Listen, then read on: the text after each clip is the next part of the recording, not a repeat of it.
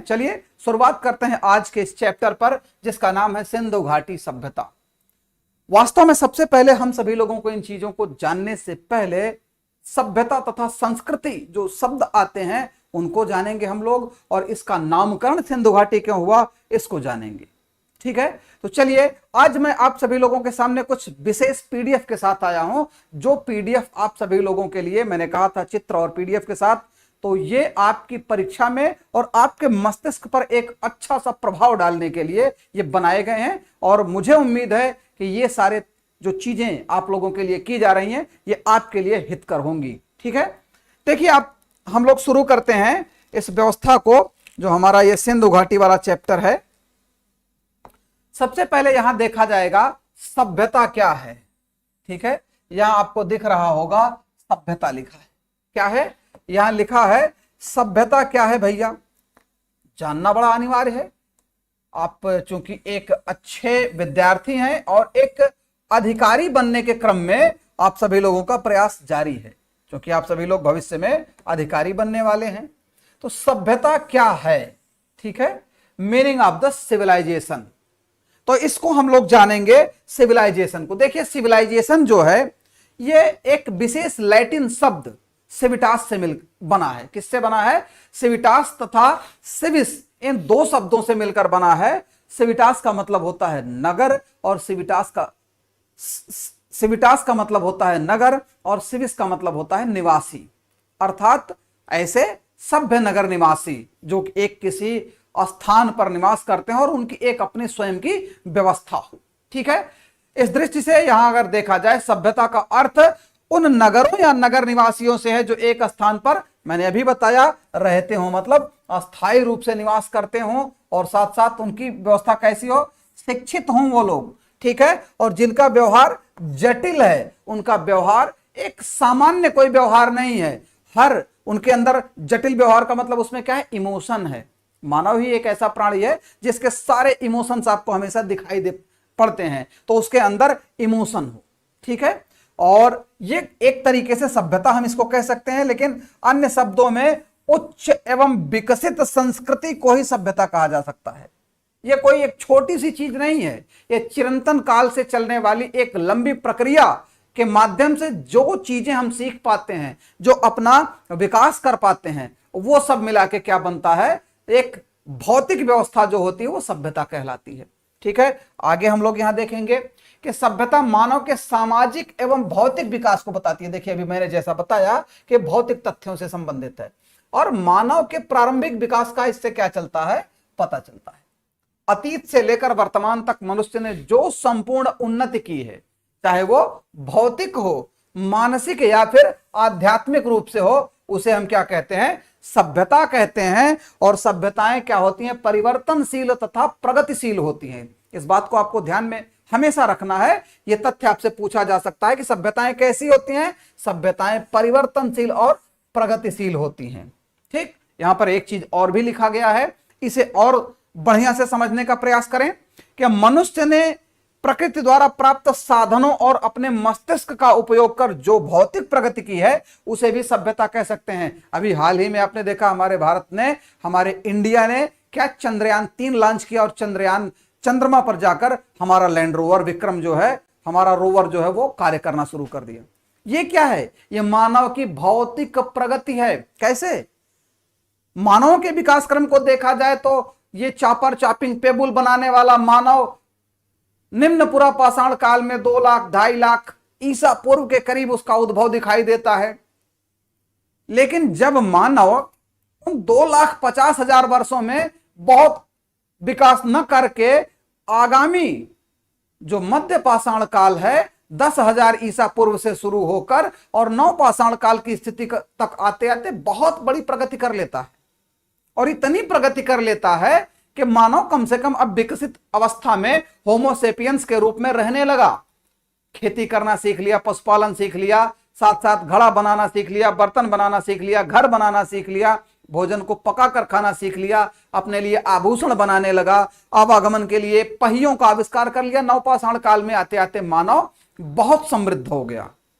लेकिन अगर हम देखें तो इधर के 10 नहीं, इधर के मात्र ईसा पूर्व मतलब ईसवीं शताब्दी से जब हम आगे बढ़ेंगे तो ये तो अभी 2500 वर्ष भी नहीं पूरा हुआ, इतने में मानव ने वो कार्य कर दिया जो पिछले कम से कम 2.5 लाख वर्ष में नहीं कर पाया। मानव चंद्रमा तक पहुंच गया, मंगल पर जा रहा है।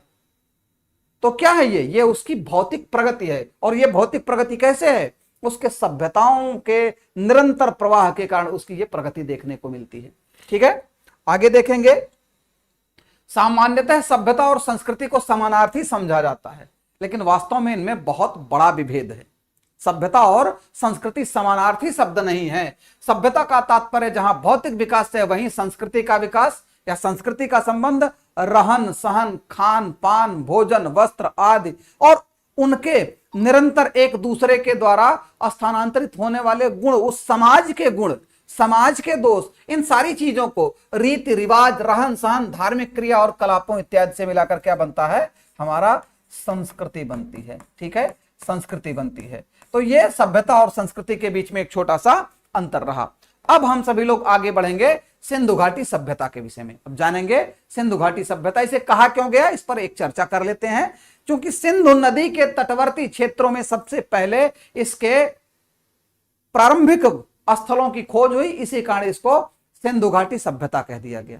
ठीक है, सिंधु घाटी सभ्यता दुनिया की 4 आरंभिक सभ्यताओं, मेसोपोटामियन सभ्यता, मिस्र की सभ्यता और चीनी सभ्यता में से एक है। ठीक है, इन सभी सभ्यताओं में से क्या है, 4 सभ्यताओं में एक है।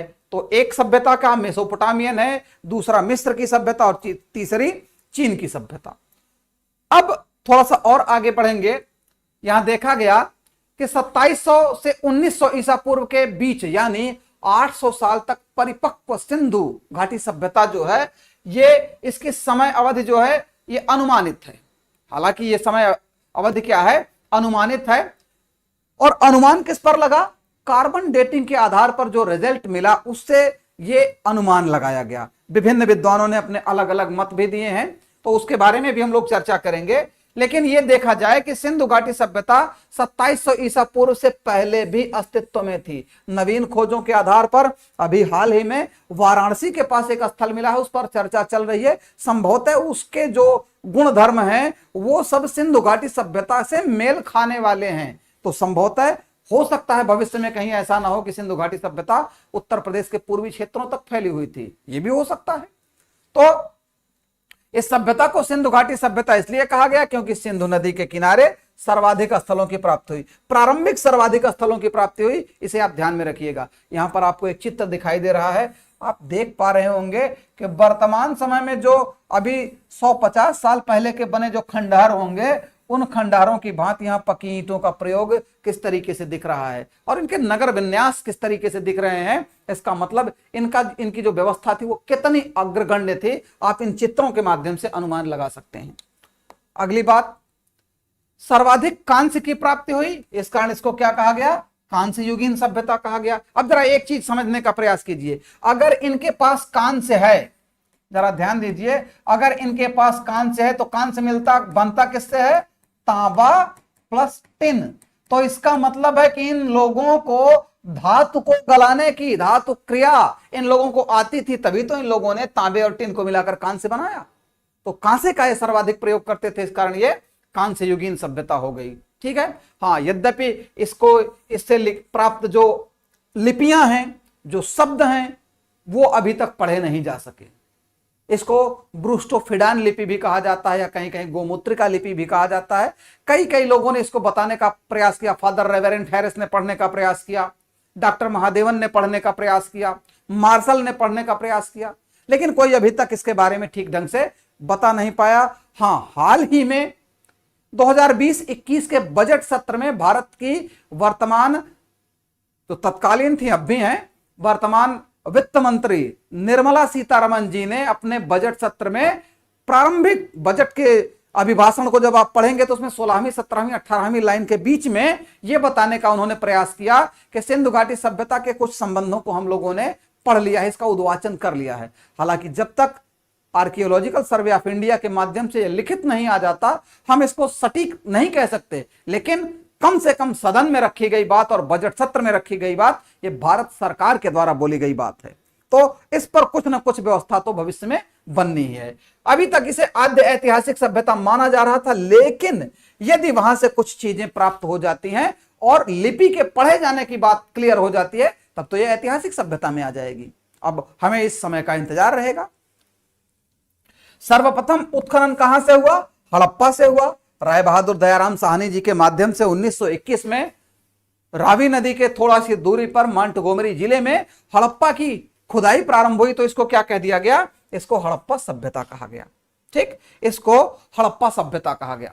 यहां देखिए, एक व्यक्ति, एक यात्री, एक बढ़िया सैनिक था जिसका नाम था चार्ल्स मैसन। 1827 चार्ल्स मैसन राजा रणजीत सिंह के दरबार में गया था और उसने तमाम छोटे छोटे अवशेषों को देखा और उसने अपनी डायरी में इसे लिपिबद्ध किया। चार्ल्स मैसन, ठीक, राजा रणजीत सिंह के दरबार में गया था और बाद में इस चार्ल्स मैसन को बहुत बड़ा पोस्ट भी मिला था। मैं अभी बताऊंगा, इसको बड़ा बड़ा पोस्ट मिला था। राजा रणजीत सिंह के पुत्र जब दिलीप सिंह के माध्यम से पूरे व्यवस्था को जब अंग्रेजों ने हस्तगत कर लिया डलहौजी के समय पे, तो 3 लोगों की समिति बनाई गई थी। ठीक है, उन 3 लोगों की समितियों में चार्ल्स मैसन को न्याय व्यवस्था दिया गया था पंजाब और सिंध प्रांत का। तो 1826 में उसने देखा। फिर 1856 ईस्वी में रेल लाइन बिछाते समय, लाहौर से कराची तक रेल लाइन बिछाते समय, ब्रंटन बंधुओं जॉन ब्रंटन और विलियम ब्रंटन ने इस सभ्यता के साक्ष्य को देखा। एलेक्जेंडर कनिंघम को इन लोगों ने आमंत्रित किया। एलेक्जेंडर कनिंघम आए, उन्होंने दौरा किया। ठीक है, ये हैं एलेक्जेंडर कनिंघम साहब। एलेक्जेंडर कनिंघम साहब आए, इन्होंने क्या किया? इन्होंने इस क्षेत्र का दौरा किया और इस क्षेत्र का दौरा करने के बाद उन्होंने क्या कह दिया भैया? उन्होंने बताया कि बाबू, ये जो आपका क्षेत्र है, ये जो आपका क्षेत्र है, ये क्या है? एलेक्जेंडर कनिंघम ने क्या बताया? एलेक्जेंडर कनिंघम ने बताया कि बाबू, ये 1000 साल पुराना बौद्ध स्थल है। क्या है? 1000 साल पुराना बौद्ध स्थल है। इन्होंने क्या बताया? 1000 साल पुराना बौद्ध स्थल बता दिया कनिंघम साहब ने। ठीक है, और इस घटना के फलस्वरूप ही वर्ष 1875 ईस्वी में एक कनिंघम ने कहा था, एक कनिंघम ने क्या कहा कि इन टीलों के नीचे कोई ना कोई शहर जरूर है जो अति प्राचीन है। बाद में इनको समझ में आया, इन्होंने कहा इन टीलों के नीचे कोई ना कोई शहर जरूर है जो अति प्राचीन है। अब क्या था? बात तो बढ़ गई। 1875 का यह समय था, समाप्त हुआ। 1899 में लॉर्ड कर्जन आया भारत में और वो पुरातत्व से संबंधित बड़ा विशेष पुरातत्व में वो क्या रखता था? रुचि रखता था। तो एलेक्जेंडर कनिंघम के प्रयास से 1904 में लॉर्ड कर्जन ने कोलकाता में पुरातत्व विभाग की स्थापना की। ठीक है, पुरातत्व विभाग की स्थापना की और यहां पर 20 सितंबर, अच्छा, पुरातत्व विभाग की स्थापना कर दी। और पुरातत्व विभाग की स्थापना के बाद सर जॉन मार्शल इसके अध्यक्ष बनाए गए और उन्हीं के निर्देशन में क्या हुआ? उन्हीं के निर्देशन में राय बहादुर दयाराम साहनी ने 1921 में हड़प्पा और राखाल दास बनर्जी ने 1922 में मोहनजोदड़ो की खुदाई प्रारंभ कराई। और खुदाई प्रारंभ कराने के बाद उनसे प्राप्त सभी अवशेषों की सूची को देखकर सर जॉन मार्शल ने 20 सितंबर 1924 को एक लंदन साप्ताहिक समाचार पत्र द इलस्ट्रेटेड लंदन न्यूज में विधिवत घोषणा कर दी। क्या कर दी? विधिवत घोषणा कर दी कि वर्ष 1921 में भारतीय पुरातत्व सर्वेक्षण विभाग के तत्कालीन अध्यक्ष सर जॉन मार्शल के नेतृत्व में पुरातत्वविद दयाराम साहनी ने उत्खनन कर इसके प्रमुख नगर हड़प्पा का पता लगाया, जो इस समय वर्तमान में पाकिस्तान में है, तब मोंटगोमरी जिला हुआ करता था। तो यहां पर सर जॉन मार्शल ने क्या कर दिया? सर जॉन मार्शल ने यहां पर स्पष्ट रूप से क्या कर दिया? सिंधु घाटी सभ्यता के बारे में यहां पर जानकारी दे दी। क्या दे दी? जानकारी दे दी। अब क्या था? पूरे दुनिया में हलचल मच गई, बिल्कुल हलचल मच गई, है ना? पूरे दुनिया में बिल्कुल हलचल मच गई। कैसी हलचल? जरा देखेंगे, इस हलचल के बारे में देखेंगे। वर्ष 1922 में डॉक्टर राखाल दास बनर्जी ने उत्खनन का कार्य किया। कहां का? मोहनजोदड़ो का। ये हैं राखाल दास बनर्जी साहब, एक बड़े पुरातत्वविद, भारतीय व्यवस्था के एक बड़े जानकार। ठीक, राखाल दास बनर्जी साहब। ठीक, अब राखाल दास बनर्जी साहब का चित्र आप सभी लोगों को यहां दिखाई दे रहा होगा। हमारे देश के एक महान पुरातत्वविद। इन्होंने क्या किया? इन्होंने मोहनजोदड़ो की खोज की। ठीक है, इन्होंने मोहनजोदड़ो की खोज की और मोहनजोदड़ो का सीधा अर्थ होता है सिंधी भाषा में मुर्दों का टीला या मृतकों का बाग। ठीक है, और ये बंगाली थे भाई राखालदास बनर्जी साहब। ठीक है, आगे देखेंगे रेडियो कार्बन पद्धति से परीक्षण में यह निर्धारित हुआ कि सिंधु सभ्यता में 4 प्रजातियां निवास करती थी। जो मानवों की प्रजातियों की बात हम लोग करेंगे, मानवों की 4 प्रजातियां यहां निवास करती थी। कौन कौन से? भूमध्य सागरीय, प्रोटो ऑस्ट्रेलायड, अल्पाइन या निग्रेटो तथा मंगोलायड। इसका मतलब है कि चीन के आसपास के लोगों का जो क्रम था, ऐसे भी शरीर के बनावट वाले अस्थिपंजर यहां से प्राप्त हुए, तो 4 प्रजातियां निर्धारित की गई। और यहां सबसे ज्यादा कौन लोग थे? भूमध्य सागरीय लोग थे। कौन थे? भूमध्य सागरीय लोग थे। अगर इसको ध्यान से देखा जाए तो भारत की स्थिति, जो द्रविड़ियन लोग हैं दक्षिण भारत में, जो द्रविड़ियन लोग हैं भूमध्य सागर से उत्तर ही तो हैं, भूमध्य रेखा से उत्तर तो हैं, तो उस वाले एरिया के जो लोग हैं उनका सबसे ज्यादा यहां पर क्या मिलता है? सबसे ज्यादा यहां पर उनकी बसावट मिलती है। हमारे संस्थान के द्वारा एक नया तथ्य ढूंढा गया जो बहुत ही विशेष रूप से क्या है कि राष्ट्रीय समुद्री तकनीकी संस्थान ने 2003 में खंभात की खाड़ी के नजदीक अब तक की सर्वाधिक प्राचीन सभ्यता के अवशेष खोजे हैं। हड़प्पा सभ्यता का उत्कर्ष काल 2350 से 1750 ईसा पूर्व है। ठीक है, यहां पर क्या मिल रहा है कि 2003 में संस्थान की खोज हुई। हो सकता है ये और भी निर्धारित कर दे, ये अवशेष और भी बता दे खंभात की खाड़ी में, क्योंकि मैक्सिमम सिंधु घाटी सभ्यता के जो स्थल हैं वो गुजरात से प्राप्त हुए हैं। कहां से? गुजरात से प्राप्त हुए हैं। तो स्वाभाविक सी बात है, वो अगर सिंधु घाटी सभ्यता का हुआ तो उसका काल निर्धारण और पीछे चला जा सकता है। अगले पॉइंट पर देखेंगे, यहां देखिए विभिन्न विद्वानों द्वारा सिंधु घाटी का काल निर्धारण क्या क्या है। 3500 से 2700 ईसा पूर्व बता रहे हैं माधव स्वरूप वत्स, 3250 से 2700 ईसा पूर्व सरजान मार्शल, 2900 से 1900 ईसा पूर्व जेएफ डेल्स, 2800 से 2500 ईसा पूर्व अर्नेस्ट मैके, और 2500 से 1500 ईसा पूर्व के बाद मार्टिमर व्हीलर साहब, और 2350 से 1750 ईसा पूर्व सीजे गेट, जो सबसे नजदीकी बताने वाले हैं, है ना। साथ ही 2350 से 1750 जो डीपी अग्रवाल जी ने बताया तो 100% बिल्कुल करेक्ट वाला हो गया। और फेयर सर्विस जी ने क्या बताया 2000 से 1500 ईसा पूर्व के बीच फेयर सर्विस ने बताया। लेकिन कुल मिलाकर अगर देखा जाए तो ये जो तिथियों का क्रम है रेडियो कार्बन पद्धति, इनके समकालीन कोई तिथि जो बता रही है वो 2350 से लेकर 1750 के बीच की बता रही है। ठीक है, 2350 से लेकर 1750 बीसी ईसा पूर्व के बीच में ये बता रही है। ठीक है, जो विशेष तथ्य आप लोगों को यहां देखने के लिए मिल रहे हैं अब वो दिखेंगे सबसे मुख्य रूप से क्या? भौगोलिक विस्तार क्या है, इसका भौगोलिक विस्तार क्या है, जरा ध्यान देंगे हम सभी लोग। इस सिंधु घाटी सभ्यता का सबसे उत्तरी स्थल कहां है? सबसे उत्तरी स्थल है चिनाब नदी के किनारे जम्मू कश्मीर में अखनूर जिले में। कहां? अखनूर जिले में। सबसे दक्षिणी स्थल दैमाबाद में है, प्रवरा नदी के किनारे जो गोदावरी की सहायक है, महाराष्ट्र में।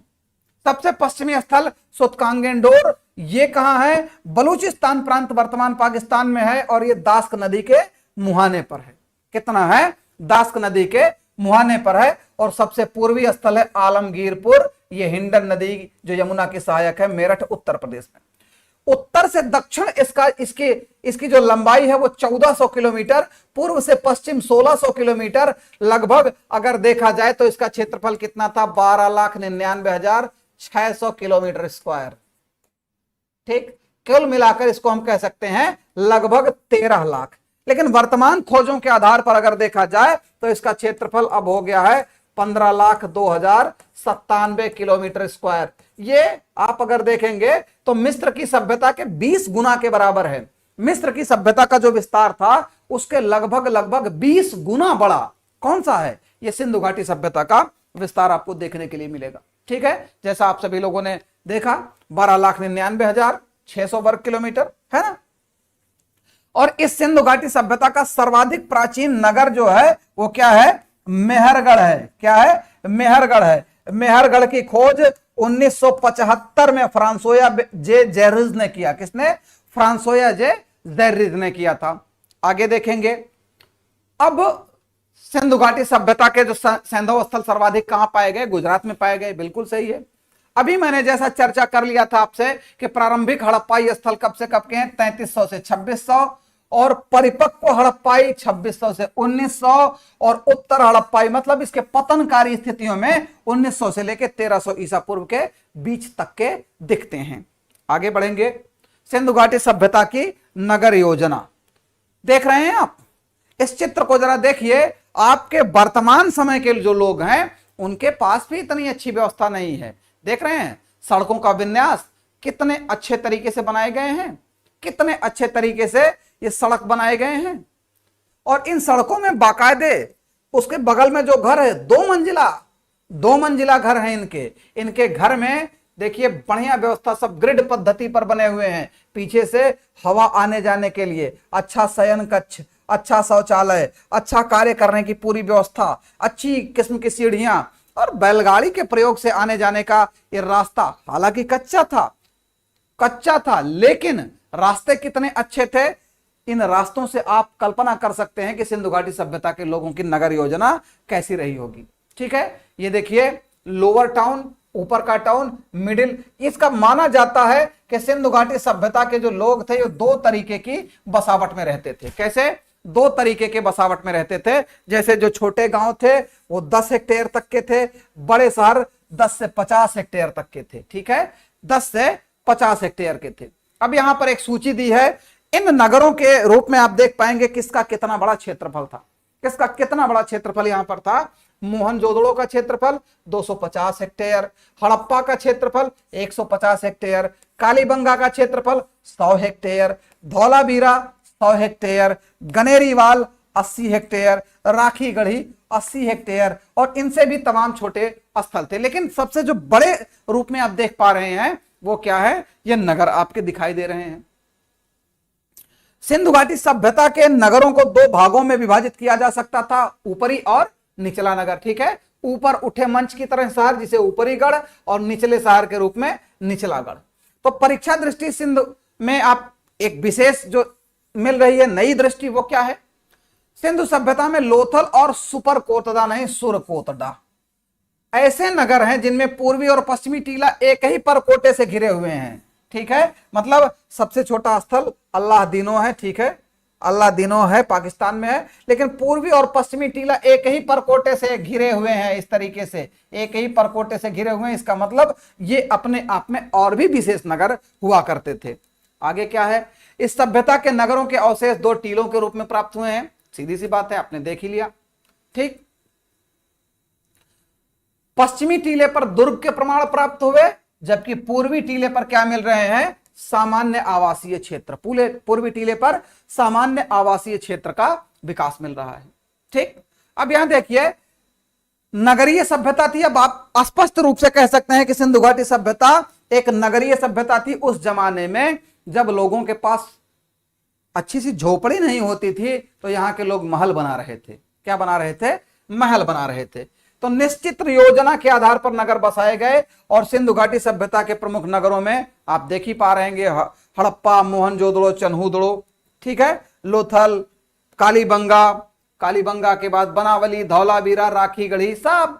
अच्छा, एक चीज यहां पर देखिए जरा ध्यान से, सिंधु घाटी सभ्यता के जो अवशेष हैं वो वर्तमान भारत, वर्तमान पाकिस्तान और अफगानिस्तान में भी सोरतुघई और मुंडीगाक दो स्थल जहां से सिंधु घाटी सभ्यता के अवशेष मिले हैं। ठीक है, सोरतुघई और मुंडीगाक। प्रदेशों में अगर देखेंगे तो जम्मू कश्मीर,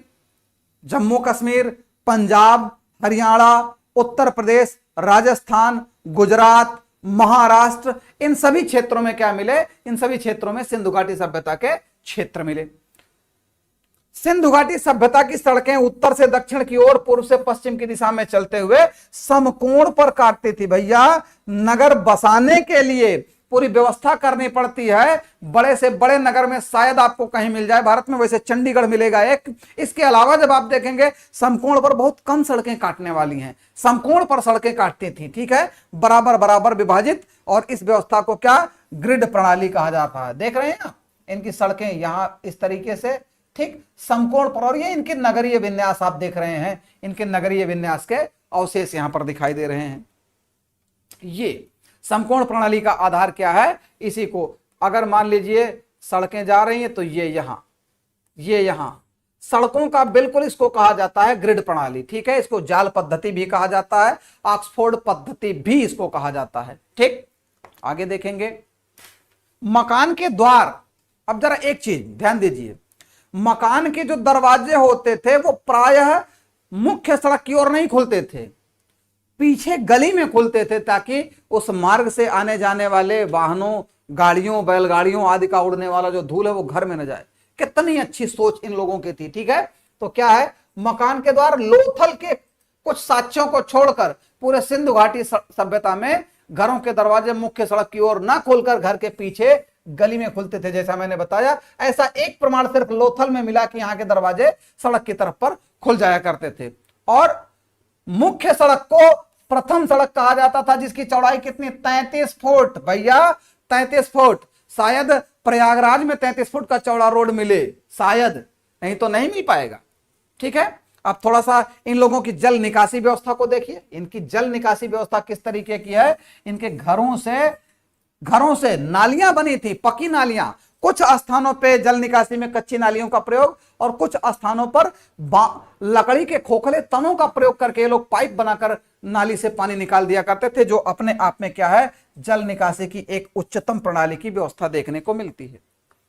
नालियों को बनाने के लिए पक्की ईंटों का प्रयोग, चूने व गारे का भी प्रयोग होता था, तथा पानी के कटाव को रोकने एवं ईंटों को जोड़ने के लिए चूने और जिप्सम का प्रयोग होता था। जिप्सम आज जिसे हम एक तरीके से पीओपी कह सकते हैं, प्लास्टर ऑफ पेरिस कह सकते हैं। भैया सोचिए, आज सभी घरों में पीओपी नहीं है, वहां नालियों में लगा करता था, सॉरी, वहां नालियों में चूने और जिप्सम का प्रयोग कर दिया जाता था। अब एक सबसे जबरदस्त संरचना आपके सामने दिखाई दे रही होगी। ये क्या है, ये मोहनजोदड़ो से प्राप्त स्नानागार है। ये स्नानागार 39 फीट लंबा, 23 फीट चौड़ा और 8 फीट गहरा था। इसको बनाने के लिए पक्की ईंट और जिप्सम का प्रयोग किया गया था, और ये अपने आप में एक बड़ी ही जबरदस्त व्यवस्था थे। इसके दक्षिणी पूर्वी उत्तर पूर्वी स्थान पे यहां 2 कुओं का साक्ष्य मिला था, और पश्चिम से क्या मिला, पश्चिम से जल निकासी का साक्ष्य मिला था। तो यहां रिसाव को रोकने के लिए जिप्सम का प्रयोग किया गया था। अब आप देखिए भवन निर्माण। भवन निर्माण में क्या मिल रहा है, भवन निर्माण में पक्की ईंटों का प्रयोग मिल रहा है, कहीं कहीं कच्ची ईंटें भी मिली, लेकिन 7.5 गुणे 15 गुणे 30, मतलब 1:2:4 के अनुपात में यहां की पकी हुई ईंटें थी। आप यहां देख पा रहे होंगे, अगर ये इसकी हो जाएगी चौड़ाई, ये इसकी हो जाएगी, ये मान लो 30 है, ये 15 है, तो ये वाला 7.5 है, ठीक। इस तरीके की ईंटें 4:2:1, ठीक है। कहीं कहीं कोनों पर यल आकार, आज आप नहीं ढूंढ पाएंगे यल आकार, और कहीं कहीं कुओं के लिए वी आकार की ईंटों का भी प्रयोग मिलता है। इसका मतलब इस सभ्यता के लोग अपनी उच्चतम व्यवस्था को प्राप्त कर चुके थे, ठीक है।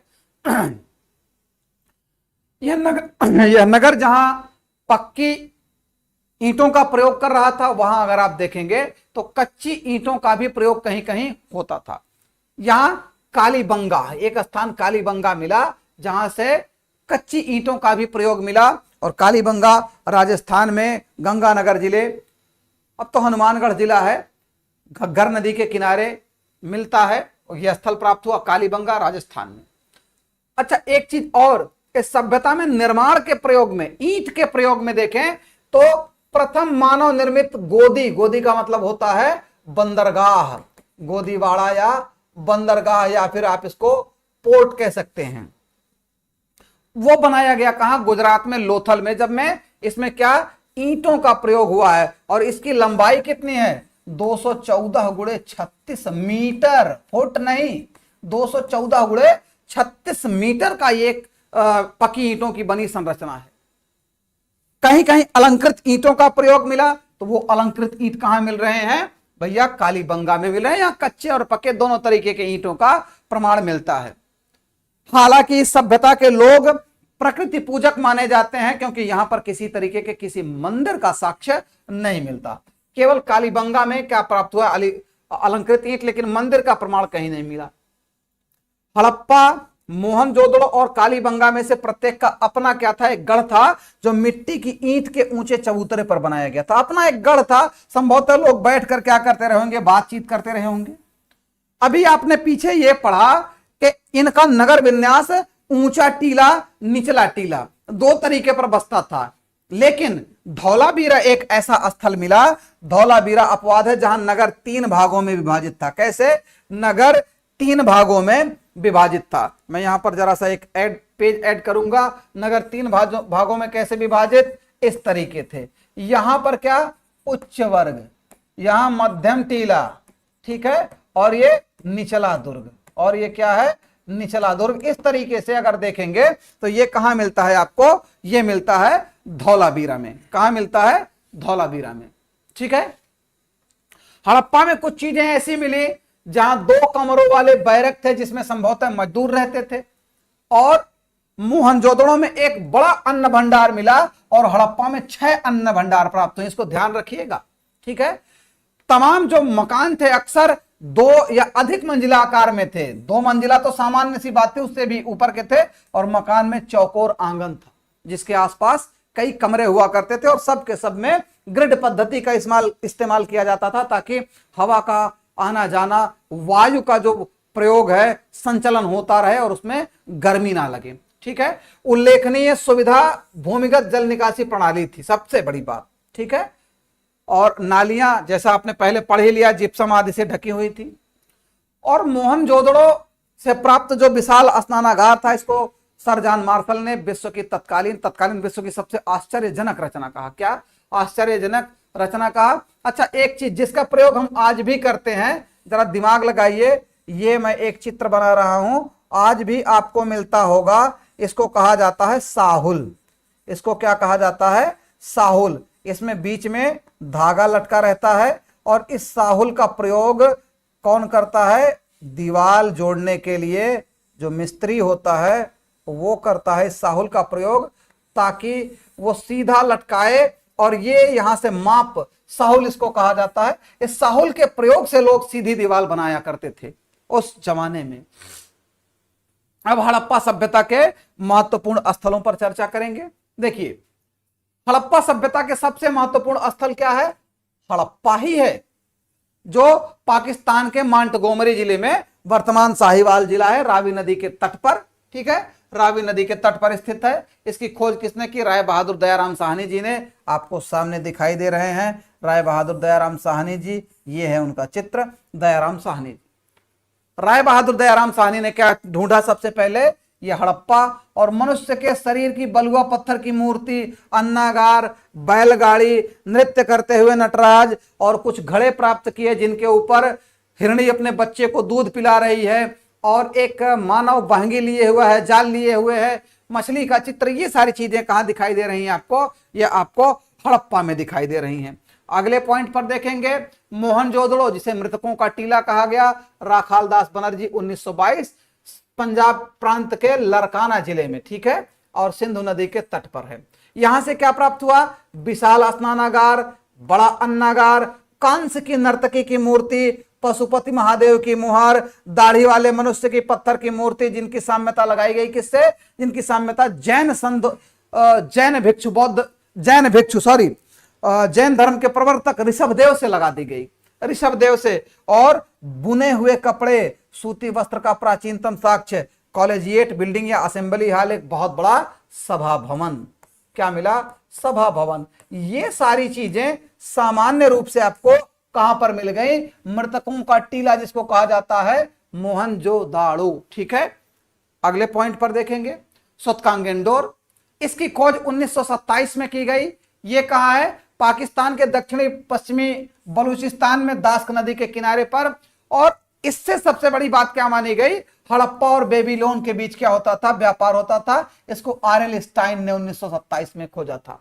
यहां चकमक ब्लेड मिला, पत्थर के तीर मिले, सैल मोती, पत्थर के मोती, मिट्टी के बर्तन मिले।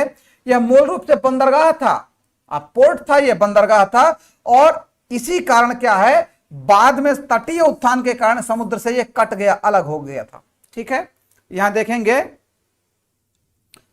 बैक्टीरिया मेरेंजा, यहां के आर्कियोलॉजिकल कॉम्प्लेक्स कॉपर कांस डिस्क जो ढूंढा था उससे ये संबंधित एक महिला रही हैं। ठीक है, अगले पॉइंट को देखेंगे। चनहूदड़ो, ये देख रहे हैं आप, ये क्या दिख रहा है? चनहूदड़ो, ये एक तरीके का एक चित्र यहां दिख रहा है आपको, जहां पर एक कोई लेख लिखा है और ये कोई जीव दिख रहा है, यूनिकॉर्न जैसा एक जीव दिख रहा है ना। एनजी मजूमदार ने चनहूदड़ों की खोज की। नंदी गोपाल मजूमदार इनको कहा जाता है, इनका नाम था। सिंधु नदी के तट पर सिंध प्रांत में 1931 में खोजा। मनके बनाने का कारखाना, गुड़िया बनाने का कारखाना, बिल्ली का पीछा करते हुए कुत्ते का पदचिन्ह, विभिन्न मूर्तियां, मुहर, चूड़ियां, खिलौने, हड्डी के आभूषण के कारखाने यहां मिल रहे हैं। देख रहे हैं ये इस तरीके के, यहां से मुहरें मिली, यहां दबात मिला मतलब स्याही जिसमें रखा जाता है, इंक पॉट, गाड़ी में बैठा ड्राइवर मतलब चालक, लिपस्टिक का साक्ष्य मिला। यह गढ़ के बिना एकमात्र नगर था, मतलब चनहूदड़ों से सौंदर्य प्रसाधन के साक्ष्य मिले। क्या मिले? सौंदर्य प्रसाधन के साक्ष्य मिल रहे हैं, याद रखिएगा, सौंदर्य प्रसाधन। यहाँ के लोग, इसका मतलब अपने आप को श्रृंगार, अपना श्रृंगार करने के लिए बहुत लालायित रहते रहे होंगे, तभी इनके यहाँ इतने सारे मन के बनाने के कारखाने मिल रहे हैं। इसके बाद आमरी का नाम आता है। ये एनजी मजूमदार, वही नंदी गोपाल मजूमदार, 1935 में हिरन के साक्ष्य मिले, गैंडे के साक्ष्य, रेड बफ बेयर, इसके आकार का जार और गोलार्ध के कटोरे, ठीक है, और चेकर बोर्ड और सिग्मा के रूपांकन। और यहां आप देख रहे हैं ये सीढ़ी किस तरीके से बनी है, ये सीढ़ी, यहां फिर आगे जाके सीढ़ी, क्या बढ़िया। और यहां कुएं का साक्ष्य मिल रहा है, ठीक है, कुएं का साक्ष्य मिल रहा है। क्या नगर विन्यास, क्या घरों की डिजाइन हुआ करती थी। फिर इसके बाद कालीबंगा की बात करेंगे। कालीबंगा अमलानंद घोष ने 1951-52 में ढूंढा। हनुमानगढ़ जिला राजस्थान में घग्गर नदी के किनारे। अग्निवेदिकाएं मिली, ऊंट की हड्डियां मिली, घर के अंदर क्या मिल रहा है? लकड़ी का हल मिला, फरारी जमीन मिली, निचला किला शहर मिला, लकड़ी की निकासी, भूकंप के साक्ष्य, तांबे की कुल्हाड़ी। ये फरारी जमीन का मतलब क्या है? जूता खेत। क्या है ये जूता खेत है। और कालीबंगा में क्या मिले? सरसों और चने के बीज मिले। क्या मिले? सरसों एवं चने के बीज, सरसों एवं चने के बीज मिले। मतलब यहां के लोग खेती किया करते थे, और खेती में क्या पद्धति लगाई थी इन लोगों ने? लंबी दूरी के खांचे में सरसों और कम दूरी के खांचे में चना। भैया आज भी लंबी दूरी सरसों की खेती होती है, तो सरसों के पौधों को बीच में अगर दिखता है तो उनको उखाड़ दिया जाता है, ताकि उन्हें स्थान मिल सके, उन्हें वृद्धि करने के लिए। तो कुल मिलाकर क्या है, सिंधु घाटी सभ्यता के लोग बहुत ही विकसित अवस्था के लोग थे। लोथल जो एक बड़ा विशेष नगर मिला, कहां है? गुजरात में भोगवा नदी के किनारे है, ठीक है, कैम्बे की खाड़ी के नजदीक भोगवा नदी के किनारे। SR राव जी ने 1953 में खोजा। ये अभी मैंने बताया, पहला मानव निर्मित बंदरगाह प्राप्त हुआ, चावल की भूसी, अग्निवेदिकाएं, शतरंज के खेल का शहर, बंदरगाह के शहर, तांबे का कुत्ता, कब्रिस्तान मिला, हाथी का दांत मिला, और क्या मिला? मिस्र की ममी, मिस्र की ममी, जो इसके व्यापार को दिखाती है, व्यापार को दर्शाती है, ठीक है, जो इसके व्यापार को दर्शाती है। मैंने गोदीवाड़ा के बारे में बताया, 214 गुणे 36 मीटर का गोदीवाड़ा आपको यहां से मिलता है, जो अपने आप में क्या है? जो अपने आप में एक बहुत ही विशेष रूप से आपको पूरे दुनिया में पहली बार पकी ईंटों से निर्मित गोदीवाड़ा होने का मतलब है कि हम और हमारा देश अपनी विकास, अपने अवस्था में बहुत आगे थे, विकास की अवस्था में बहुत आगे थे। सुरकोतडा मिल रहा है, जेपी जोशी साहब ने, जगपति जोशी ने 1964 में खोजा, गुजरात में है। यहां घोड़े की हड्डियां, मोती और पत्थरों की माला मिल रही है, कहा? सुरकोतडा से। अगला क्रम देखेंगे, बनावली। क्या है? बनावली RS बिष्ट द्वारा 1974 में हरियाणा के हिसार जिले में यहां मन के मिले। यहां हड़प्पा पूर्व और हड़प्पा संस्कृतियों दोनों के साक्ष्य मिले। अंडाकार बस्ती मिली, त्रिज्यिक सड़कों वाला एक नगर, मतलब टेढ़े मेढ़े शहरों वाला। और इनके यहाँ त्रिज्यिक शहर का मतलब क्या है? ये चौकोर पर तो काट ही रहे हैं शहर, सड़क, लेकिन बीच से भी इनके यहाँ इस तरीके के शहर थे, रास्ते थे, त्रिज्यिक शहर।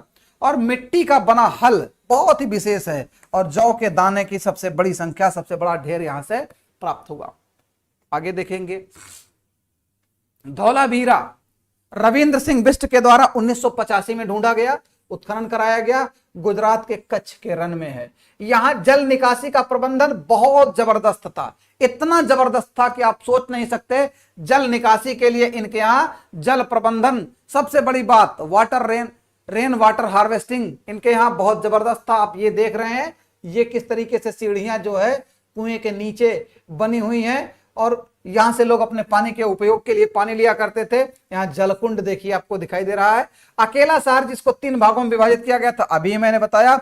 अद्वितीय जल दोहन प्रणाली, मतलब जल के लगभग 16 से 17 बड़े बड़े अच्छे तालाब इस नगर के बाहर मिले, जहां से सारा वर्षा का पानी नालियों के माध्यम से वहां इकट्ठा होता था।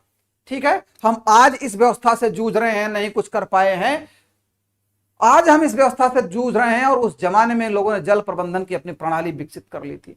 ठीक है, बांध, तटबंध, स्टेडियम आदि चीजें यहां से मिल रही हैं। अब हड़प्पा की बात थोड़ा सा यहां एक चीज करेंगे, ये विशेष तथ्य है, जरा इसको ध्यान दीजिएगा।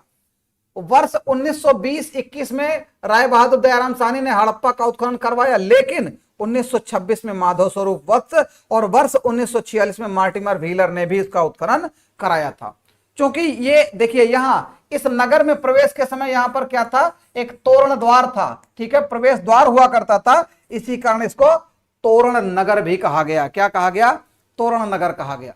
हड़प्पा से प्राप्त अवशेषों में वहां तो सामान्य सी बातें थी। ये आपको हड़प्पा से प्राप्त जो अवशेष दिखाई दे रहे हैं, देखिए बर्तन है, डंडा है, अस्थिपंजर है, खोपड़ी है, कटोरे हैं, ये सारी चीजें यहां से मिली हैं। और यहां से एक मृणमूर्ति मिली जिसको उर्वरता की देवी कहा गया, क्योंकि उसके गर्भ से एक पौधा निकलता हुआ दिखाया गया, उसको उर्वरता की देवी कहा गया।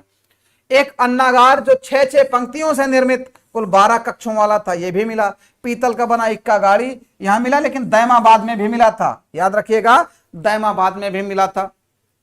कांसा गलाने का पात्र, मैंने कहा था धातु कर्म जरूर जानते रहे होंगे, तभी तो ये लोग गलाते रहे होंगे धातुओं को। तो कांसा गलाने का धातु पात्र, कब्र में 12 कांसे का दर्पण मनुष्य के साथ, बकरे के अस्थिपंजर, शंख का बना बैल, 2 पाषाण मूर्तियां, एक नर्तकी की मूर्ति, मृदभांड पर मछुआरे का चित्र और हिरणी बच्चे को दूध पिला रही। ये यहां पर एक कब्रिस्तान समाधि R37 प्राप्त हुआ, बाद में एक समाधि H भी प्राप्त हुआ था, हरग्रीव जी के नाम पर रखा गया था। ठीक, यहां भी देखिए मोहनजोदड़ो के नगर विन्यास पूरा आप यहां देख पा रहे होंगे। और मोहनजोदड़ो सिंधी भाषा में मोहनजोदड़ो, जैसा मैंने बताया था, मुर्दों का टीला, सिंध का बाग, प्रेतों का टीला, सिंध का मरुस्थल, मृतकों का टीला, सिंध का नखलिस्तान, मतलब जहां कोई ना हो, नखलिस्तान भी कहा गया इसको। आगे देखेंगे, मोहनजोदड़ो सिंधु घाटी सभ्यता का सबसे बड़ा स्थल या विशाल नगर क्षेत्रफल में था। और मोहनजोदड़ो से प्राप्त अवशेषों को देखेंगे। हाँ, एक चीज, मोहनजोदड़ो नगर के बारे में कहा गया कि इसका 7 बार पतन हुआ और 7 बार इसका निर्माण हुआ, निरूपण हो गया। विशाल अन्नागार की प्राप्ति यहां से कितना, 45.71 मीटर लंबी और 15.23 मीटर चौड़ी, विशाल अन्नागार, सबसे बड़ा। ठीक है, हालांकि ऐसे अन्नागार जो हैं वो मेसोपोटामिया की सभ्यता में भी आपको दिखाई देते हैं, वहां भी मिलते हैं। आगे क्या है, बृहद और सार्वजनिक स्नानागार, एक बार इसकी चर्चा मैं कर चुका हूं, इसकी चर्चा मैं यहां कर चुका हूं। आप देख रहे हैं बृहद स्नानागार, यहां उत्तर दिशा से, यहां दक्षिण दिशा से उतरने के लिए सीढ़ियां, और एक ये इसकी गहराई और क्या निर्माण है इसका। और इस निर्माण में आप देखेंगे कि जिप्सम का प्रयोग, ठीक है, जिप्सम का प्रयोग, बिटुमिनस का प्लास्टर, बिटुमिन का प्लास्टर यहां पर किया गया है। इसी को मार्शल ने विश्व की आश्चर्यजनक रचना कहा। ठीक है, डीडी कौशाम्बी ने इसकी तुलना कालांतर के पुष्कर और कमल ताल से की है। ठीक है, कांसे की नृत्य रथ मूर्ति आप देख रहे हैं, कांसा गला के लोगों ने किस तरीके से यह मूर्ति बनाई, जो अपने आप में बिल्कुल अद्वितीय है। ठीक है, आद्य शिव की प्रतिमा जिसे कहा जाता है, पद्मासन आसन में पशुपति शिव की मुहर बनाई मिली। व्याघ्र हाथी, ठीक है, व्याघ्र हाथी और गैंडा तथा भैंसा इसमें उत्कीर्ण है, हिरण भी इसमें उत्कीर्ण है।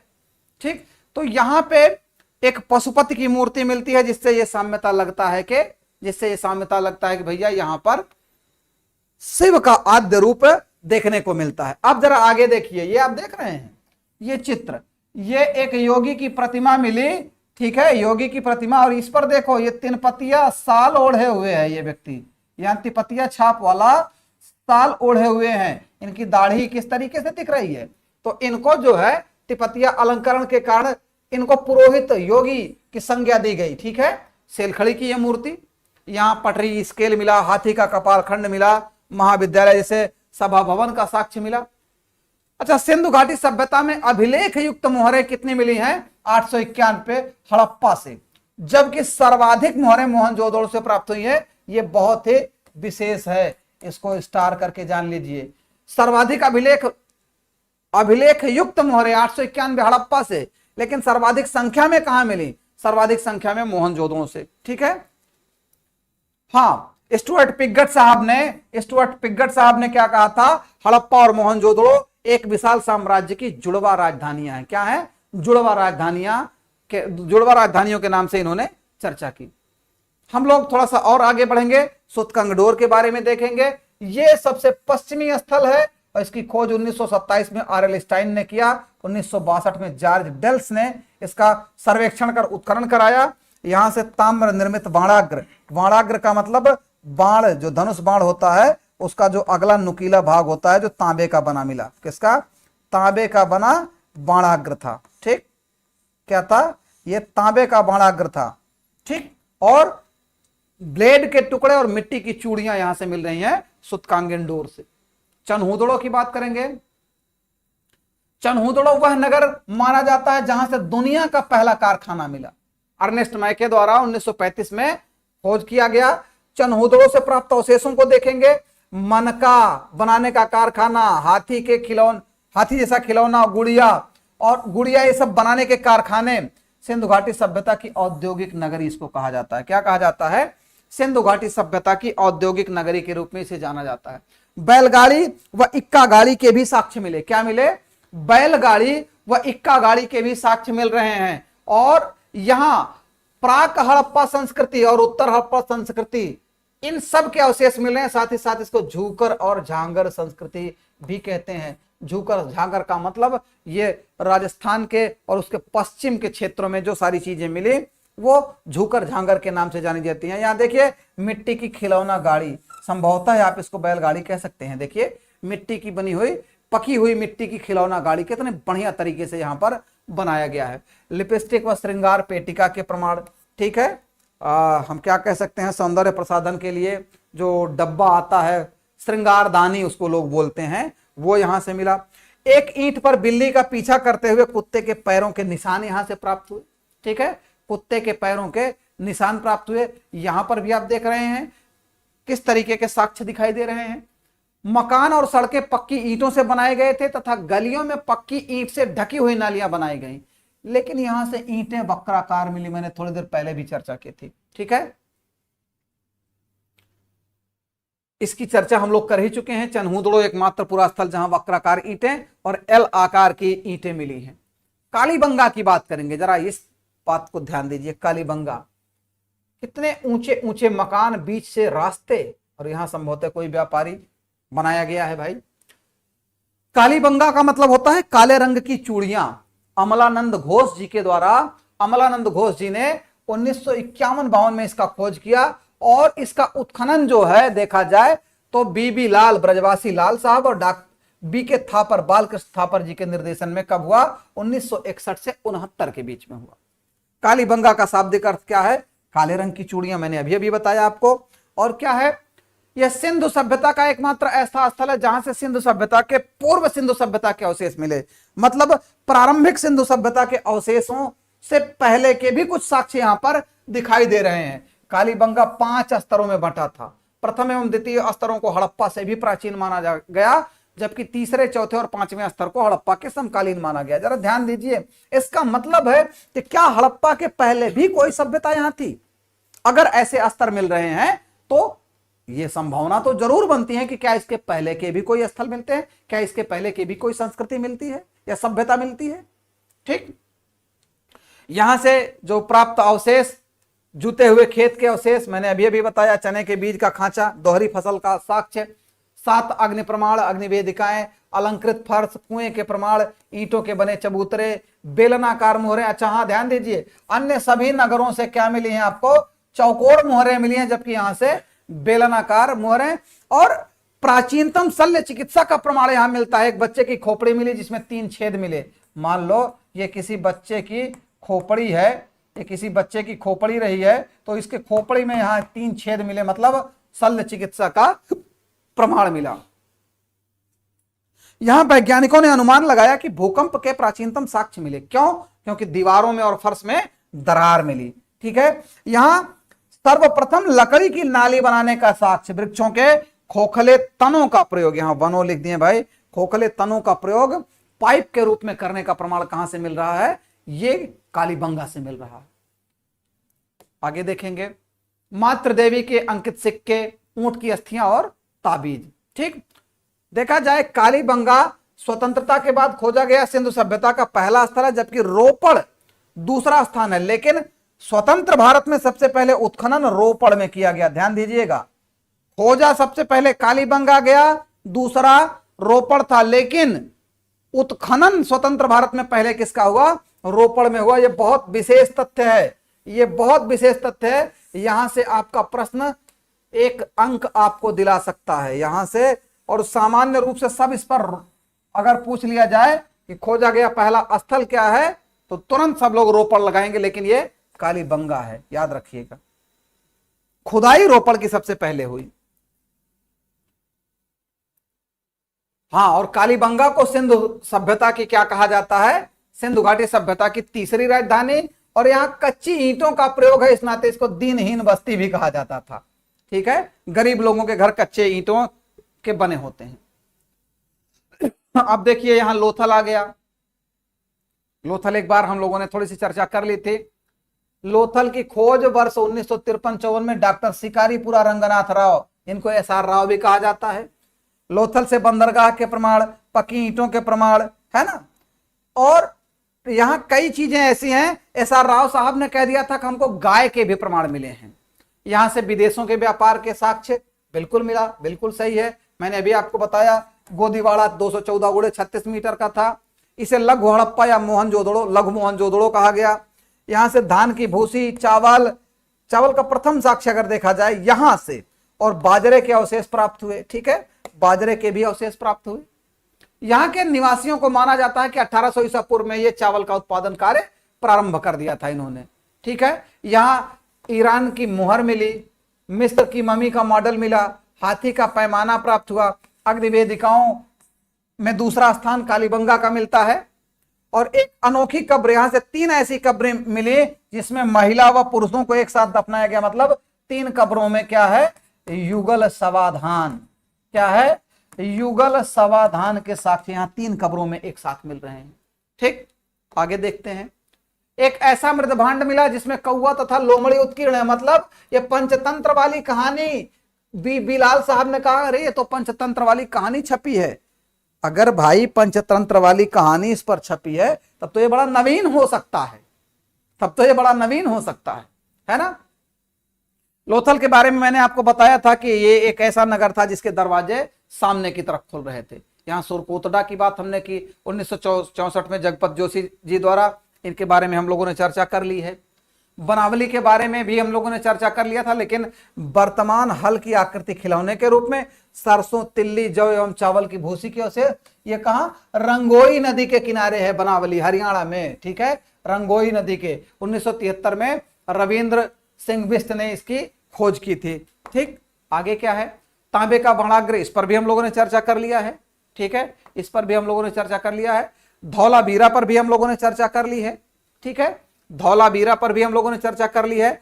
यह मनहर एवं मनसर नदियों के बीच में स्थित था, जिसकी खोज 1967-68 में किया गया। 1990-91 में रविंद्र सिंह बिष्ट के द्वारा खोजा गया। यह जल निकास प्रणाली के लिए बड़ा ही प्रसिद्ध था। मैंने बताया था 16 जलाशय मिले थे, इसके बारे में भी हमने चर्चा की। और धौलावीरा 3 भागों में नगर टीला, निचला टीला और ऊपरी दुर्ग के रूप में विभाजित था, इस पर भी चर्चा कर ली है। और विश्व के प्राचीनतम खेल मैदान पर के लिए यहां जाना जाता है। हड़प्पा सभ्यता का जो 10 अक्षरों वाला लेख साइन बोर्ड प्राप्त हुआ, यह बहुत ही महत्वपूर्ण है। कुछ लोगों ने इसको भी बताने का प्रयास किया कि यह खगोलीय वेधशाला पहली बार धौलावीरा में ही पाई गई। ठीक है, आलमगीरपुर क्या है? आलमगीरपुर हिंडन नदी के किनारे है। ठीक है, जमुना की सहायक नदी है। और आलमगीरपुर एक गांव है, सिंधु सभ्यता का सबसे पूर्वी एरिया। खोज 1958 में यज्ञदत्त शर्मा के द्वारा। रोटी बेलने की चौकी और कटोरे के बहुसंख्यक टुकड़े यहां से प्राप्त हुए। कुछ बर्तनों पर मोर, त्रिभुज, गिलहरी आदि की चित्रकारियां भी मिलती हैं। राखी गढ़ी के बारे में देखेंगे तो राखी गढ़ी हरियाणा के हिसार जिले में सरस्वती तथा दृश्यदती नदियों के किनारे प्राप्त शहर था, जिसकी प्रमुख नदी घग्गर है। राखी गढ़ी सिंधु सभ्यता का भारतीय क्षेत्रों में धौलावीरा के बाद दूसरा विशालतम नगर है। क्या है? दूसरा विशालतम नगर यहां पर देखने के लिए मिलता है। यहां का उत्खनन कार्य 1969 में सूरजभान द्वारा किया गया था। और राखी गढ़ी से प्राप्त जो अवशेष हैं उसमें अन्नागार एवं दुर्ग प्राचीर के साक्ष्य, स्तंभयुक्त वीथिका या मंडप और ऊंचे चबूतरे पर बनाई गई अग्निवेदिका। इसके बाद एक नाम आ जाएगा बालाकोट। भाई बालाकोट का नाम जैसे आता है तुरंत ही सर्जिकल स्ट्राइक याद आ जाता है। हमारे देश के लोगों ने, हमारे सैनिकों ने पुलवामा का जवाब दिया था, बालाकोट में जाके ठोका था पाकिस्तानी लोग बंधुओं को।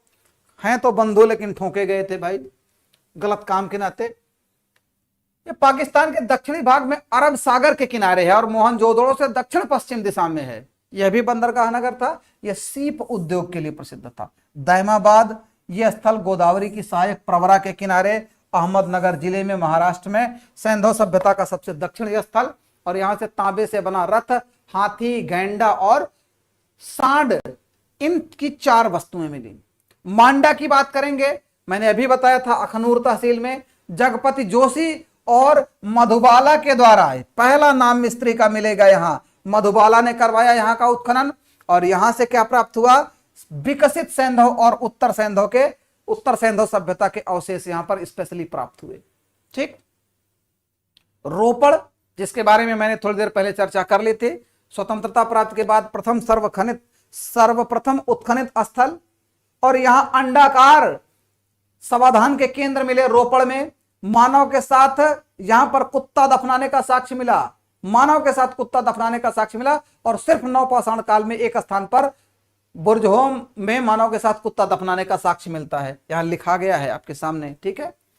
कोटदीजी की बात हम लोग करेंगे तो कोटदीजी नामक स्थल पाकिस्तान के सिंध प्रांत के खैरपुर में स्थित था, जिसकी खोज 1935 में घुरे ने किया और फजल अहमद जी ने इसका उत्खनन कराया था। ठीक है। और एक चीज यहां पर देखिए, रंगपुर जो गुजरात में है, अहमदाबाद जिले के रंगपुर गांव में भादर नदी के किनारे बसा हुआ, जिसकी खोज 1931 से 34 तक माधव स्वरूप वत्स जी ने किया। और 1947 में मोरेश्वर दीक्षित ने वर्ष 1953-54 में यहां क्या कराया? उत्खनन कराया। तो 1931 से 34 तक माधव स्वरूप वत्स, वर्ष 1947 में मोरेश्वर दीक्षित और वर्ष 1953-54 में रंगनाथ राव जी ने यहां का उत्खनन कराया। ठीक है। यहां क्या कराया? उत्खनन कराया।